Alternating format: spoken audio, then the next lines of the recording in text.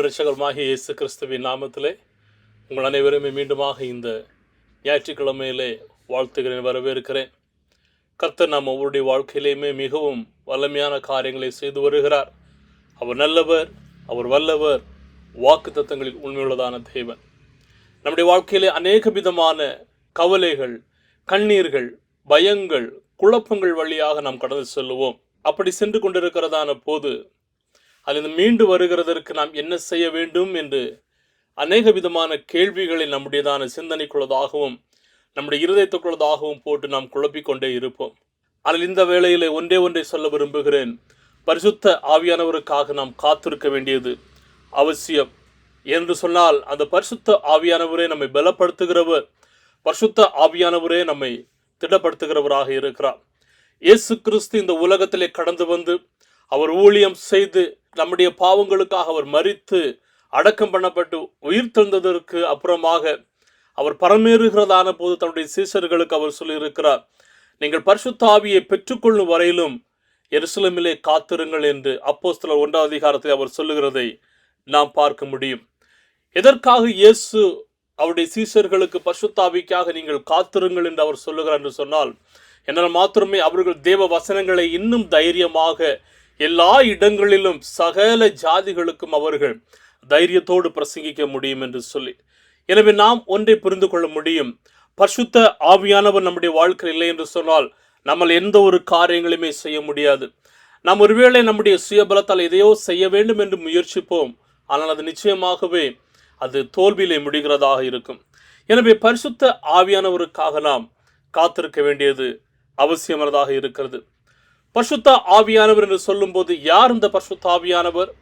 இந்த பரிசுத்த ஆவியானவர் அநேக விதமான ஜனங்கள் பேசுகிறதை போல ஏதோ ஒரு மானுஷிக சக்தியோ அல்லது ஏதோ ஒரு துஷ்ட ஆவியோ கிடையாது. இந்த பரிசுத்த ஆவியானவர் ஒரு மனிதர், அவர் தேவனாக காணப்படுகிறார். இந்த தேவனை தான் நாம் நம்முடைய வாழ்க்கையிலே பெற்றுக்கொள்ள வேண்டியது அவசியம். எனவே இந்த வேளையிலே எதற்காக இந்த பரிசுத்த ஆவியானவருக்காக நாம் காத்திருக்க வேண்டும் என்று சொல்லி ஒரு சில காரியங்களை நான் வேகமாக சொல்லி முடிக்க விரும்புகிறேன். உங்களுடைய வாழ்க்கையிலே அநேக விதமான பதில்கள் இருக்கும். எதற்காக நாம் பரிசுத்த ஆவிக்காக காத்திருக்க வேண்டும், எதற்காக நாம் பரிசுத்த ஆவியானவர் நம்முடைய வாழ்க்கையிலே பெற்றுக்கொள்ள வேண்டும் என்று சொல்லி. ஆனால் வேதத்திலே அநேக விதமான பதில்கள் கொடுக்கப்பட்டிருக்கிறது. அவைகளில் ஒரு சில பதில்களை உங்கள் மத்தியிலே சொல்ல விரும்புகிறேன். ஒன்று, இந்த பரிசுத்த ஆவியானவர் நம்மை சரியான பாதையிலே அவர் வழிநடத்துகிற தேவனாக இருக்கிறார். இந்த பரிசுத்த ஆவியானவர் நம்மோடு கூட பேசுகிறவர். அது மாத்திரமல்ல, அவர் நம்மை சரியான பாதையிலே வழிநடத்துகிறவர்.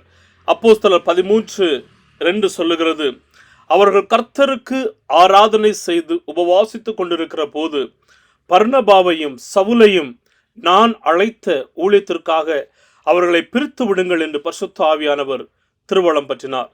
எருசலேம் தேவாலயத்திலே தலைவர்களும் ஊழியத்தில் ஈடுபட்டிருக்கிறதான மூப்பர்களும் உபவாசித்து ஜெபித்துக் கொண்டிருக்கிறார்கள். அந்த நேரத்தில் பரிசுத்த ஆவியானவர் பவுலையும் பர்னபாவையும் நான் அழைத்த ஊழியத்திற்கு என்று சொல்லி நீங்கள் அவர்களை அனுப்பிவிடுங்கள் என்று பரிசுத்த ஆவியானவர் திருவளம் பற்றுகிறதை நாம் பார்க்க முடியும். அப்படியானால் இந்த பரிசுத்த ஆவியானவர் சரியான பாதையில் அவர் நடத்துகிறவர். அநேக நேரங்களிலே நாம் நம்முடைய வாழ்க்கையிலே குழப்பங்களோடு இருப்போம், என்ன செய்ய வேண்டும் என்று சொல்லி. ஒருவேளை இதை கேட்டுக்கொண்டிருக்கிறதான நீங்கள் ஒருவேளை ஏதோ ஒரு விதமான தீர்மானத்தை எடுக்க வேண்டியது இருக்கலாம்.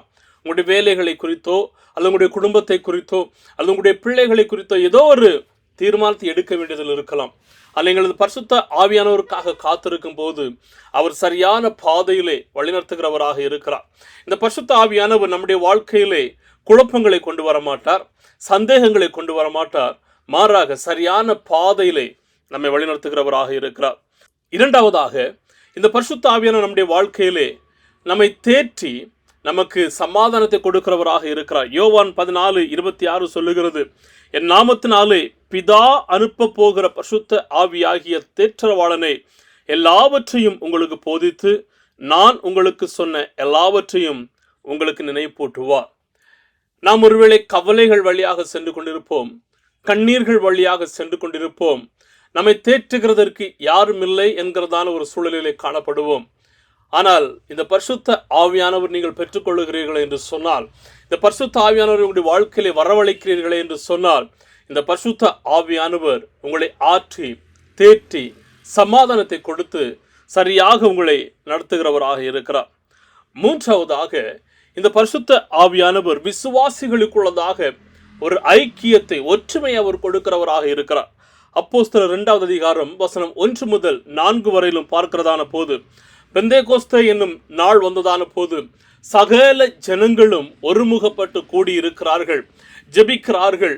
பரிசுத்த ஆவியானவர் கடந்து வருகிறார். அவர் எப்படி கடந்து வருகிறார் என்று பாருங்கள். வசனம் 2, அப்பொழுது பலத்த காற்று அடிக்கிற முழக்கம் போல வானத்திலிருந்து சடிதியாய் ஒரு முழக்கம் உண்டாகி அவர்கள் உட்கார்ந்திருந்த வீடு முழுவதையும் நிரப்பிற்று.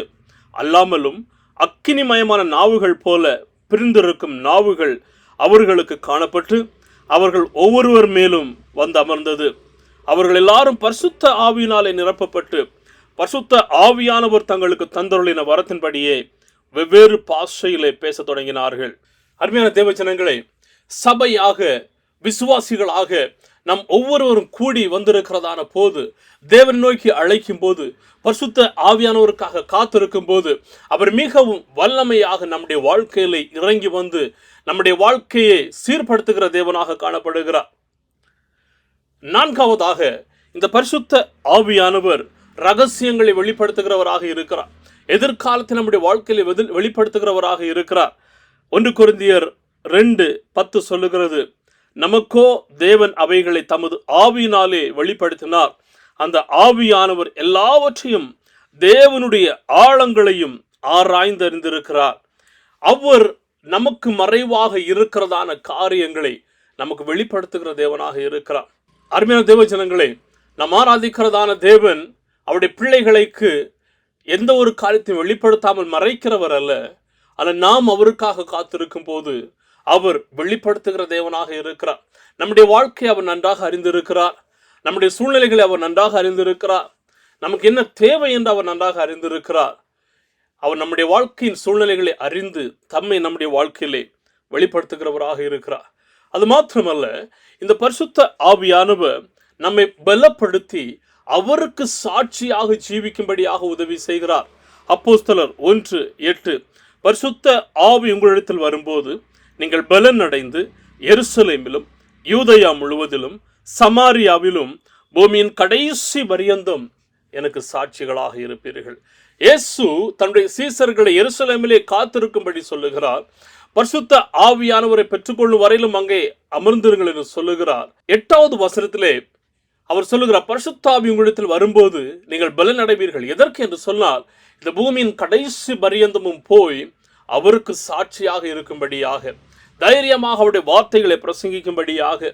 அப்போஸ்தலர் 4:31 சொல்லுகிறது, ஆதி திருச்சபை விசுவாசிகள் ஜெபித்துக் கொண்டிருந்ததான போது அவர்கள் கூடியிருந்த இடம் அசைந்தது.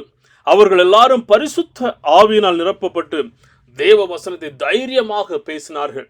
ஒருவர் உங்களுடைய வாழ்க்கையில தேவனுடைய அழைப்பு காணப்படலாம். ஊழியத்திற்கு பல மாதங்களுக்கு, பல வருடங்களுக்கு முன்பதாகவே தேவன் உங்களை அழைத்து இருக்கலாம். ஆனால் அந்த ஊழியத்தை எப்படி செய்கிறது, என்ன செய்வது என்று தெரியாமல் நீங்கள் காணப்படலாம். ஆனால் தேவனுடைய ஆவியானவருக்காக காத்திருங்கள், அமர்ந்திருங்கள். அமர்ந்திருக்கிறதான போது அவர் உங்களை திட்டப்படுத்தி தைரியப்படுத்தி அவருடைய வார்த்தையை பூமியின் கடைசி பரியந்தமும் சாட்சியிடும்படியாக அவர் உதவி செய்கிறவராக காணப்படுகிறார். எனவே இந்த ஆவியானவர் அவர் நமக்கு பலம் இல்லாத ஆவியை கொடுக்கவில்லை.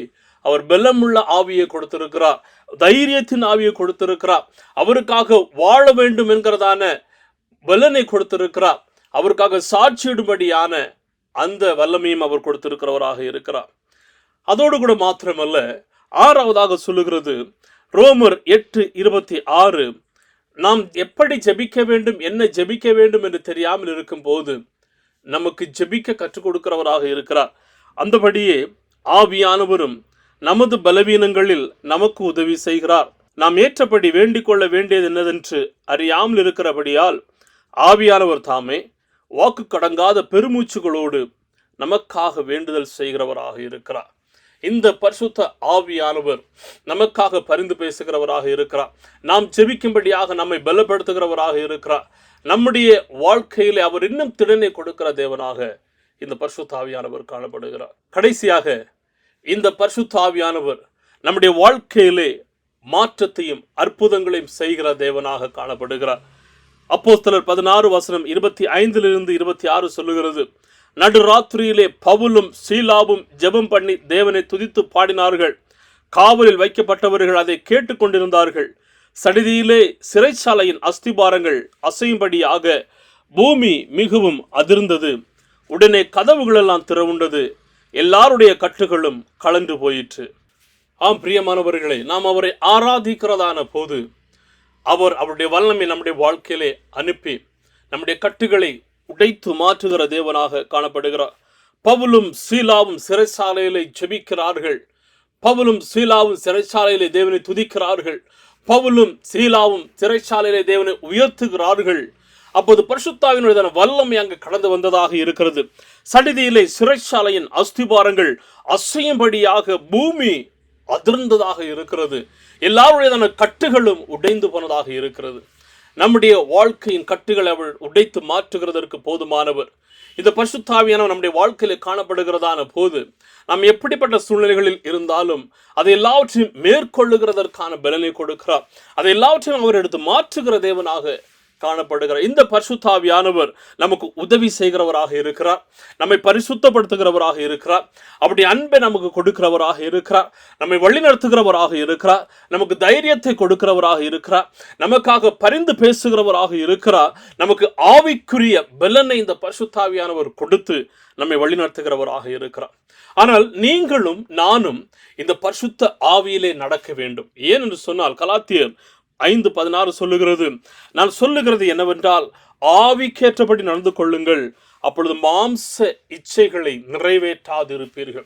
ஆவிக்கேற்றபடி நாம் நடந்து கொள்ள வேண்டும். பரிசுத்த ஆவியானுடைய துணையோடு நடந்து கொள்ள வேண்டும். அப்படி நடந்து கொள்ளும் போது நாம் அவருக்காக ஓட முடியும், அவருக்காக வாழ முடியும். அதை தான் கர்த்தர் நம்முடைய வாழ்க்கையிலே எல்லா விசுவாசிகளுடைய வாழ்க்கையிலும் அவர் எதிர்பார்க்கிறவராக இருக்கிறார். அவரோடு கூட நான் நேரத்தை செலவிட வேண்டும், அவரோடு பேச வேண்டும், அவருடைய பிரசனத்திற்காக நாம் காத்திருக்க வேண்டும், அவருடைய கட்டளைகளுக்கு கீழ்ப்படிய வேண்டும், அவருடைய வல்லமைகளுக்காக நாம் காத்திருக்க வேண்டும், பரிசுத்த ஆவியானவரை நாம் பெற்றுக்கொள்ள வேண்டும் என்கிறதான வாஞ்சையிலே அவருக்காக நாம் ஓட வேண்டும். என்னை கேட்டுக்கொண்டிருக்கிறதான அருமையான தேவ ஜனங்களே, ஒருவேளை உங்களுடைய வாழ்க்கையிலே பலவிதமான யுத்தங்களை நீங்கள் சந்திக்கலாம். ஒருவேளை பலவீனமாகிய யுத்தம், அழுத்தமாகிய யுத்தம், கவலையாகிய யுத்தம், அது தனிமையாகிய யுத்தம், இல்லது மற்ற ஏதோ ஒரு விதமான குழப்பங்கள் உங்களுடைய குடும்பத்திலே என்று அநேக விதமான யுத்தங்களிலே காணப்படலாம். ஆனால் கர்த்தருக்காக காத்திருக்கிறதான போது, அவருடைய ஆவியானவருக்காக காத்திருக்கும் போது அவர் உங்களை பலப்படுத்தி திடப்படுத்தி உங்களுக்காக யுத்தம் செய்கின்றதான தேவனாக காணப்படுகிறார். எனவே இந்த பரிசுத்த ஆவியானவருக்காக காத்திருக்க வேண்டும். பரிசுத்த ஆவியானுடைய வல்லமைக்காக காத்திருக்க வேண்டும். ஏனென்று சொன்னால் அவருக்காக காத்திருக்கும் போது, அந்த பரிசுத்த ஆவியை நம்முடைய வாழ்க்கையில பெற்றுக்கொள்ளும் போது நாம் நம்முடைய யுத்தங்களை, நம்முடைய சவால்களை அவருடைய சமூகத்தில் ஒப்புக் கொடுப்போம். அவருடைய சமூகத்தில் நாம் ஒப்புக் கொடுக்கும் போது அவருக்காக நாம் தைரியமாக நிலைத்து நிற்போம். எனவே பரிசுத்த ஆவியானவருக்காக காத்திருங்கள். கர்த்தர் தாமே நாம் ஒவ்வொருவருக்கும் அவருக்காக காத்திருக்கும்படியான உதவி செய்வாராக. தேவ கிருபை, தேவ சமாதானம் உங்கள் ஒவ்வொருவரோடும் கூட இருக்கட்டும். ஆமேன். God bless you.